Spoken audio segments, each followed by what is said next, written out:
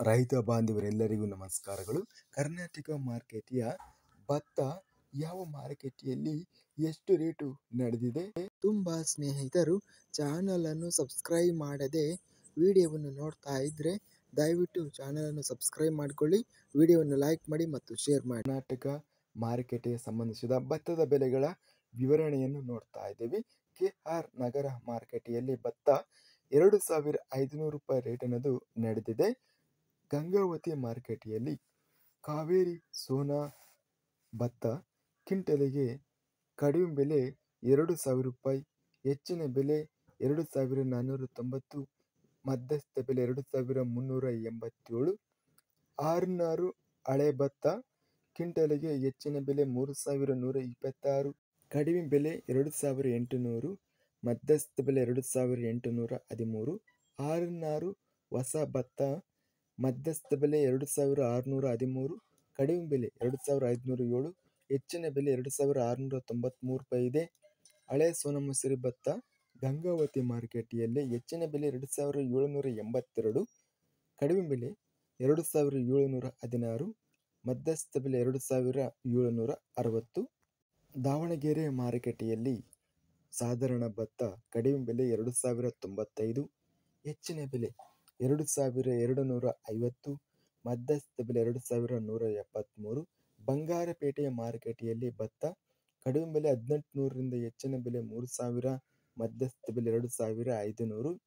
ಮಾನ್ವಿ ಮಾರುಕಟ್ಟೆಯಲ್ಲಿ ಹೊಸ ಸೋನಾಮಸೂರಿ ಭತ್ತ ಕಡಿಮೆ ಬೆಲೆ 2,000, ಹೆಚ್ಚಿನ ಬೆಲೆ 2,100, ಮಧ್ಯಸ್ಥ ಬೆಲೆ 2,055.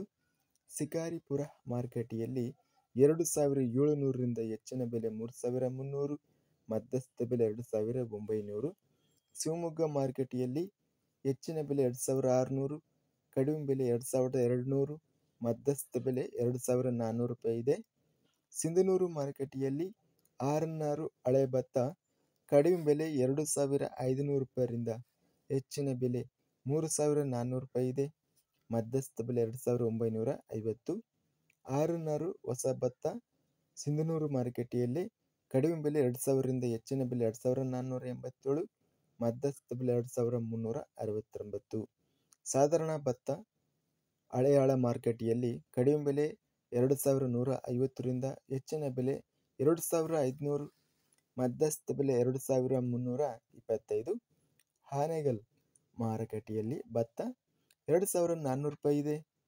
ಹೊನ್ನಾಳಿ ಮಾರುಕಟ್ಟೆಯಲ್ಲಿ ಸಾಧಾರಣ ಭತ್ತ 2,000 ರೂಪಾಯಿ ರೇಟ್ ಅನ್ನೋದು ನಡೆದಿದೆ. ಇದಿಷ್ಟು ನಿನ್ನೆ ನಡೆದಂಥ ಕರ್ನಾಟಕ ಮಾರುಕಟ್ಟೆಯ ಭತ್ತದ ಬೆಲೆಗಳ ವಿವರಣೆ.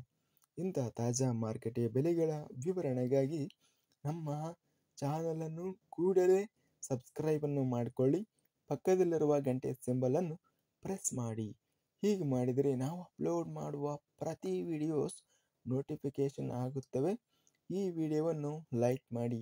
ವಿಡಿಯೋವನ್ನು ಲೈಕ್ ಮಾಡುವುದರಿಂದ ಇನ್ನೂ ಹೆಚ್ಚಿನ ರೈತ ಬಾಂಧವರೆಲ್ಲರಿಗೂ ಈ ವಿಡಿಯೋ ತಲುಪುತ್ತದೆ. ಆದ್ದರಿಂದ ವಿಡಿಯೋವನ್ನು ಲೈಕ್ ಮಾಡಿ, ಸ್ನೇಹಿತರಿಗೆ ಮತ್ತು ರೈತ ಬಾಂಧವರಿಗೆ ವಿಡಿಯೋವನ್ನು ಶೇರ್ ಮಾಡಿ. ಧನ್ಯವಾದಗಳು. ಜೈ ಜವಾನ್, ಜೈ ಕಿಸಾನ್.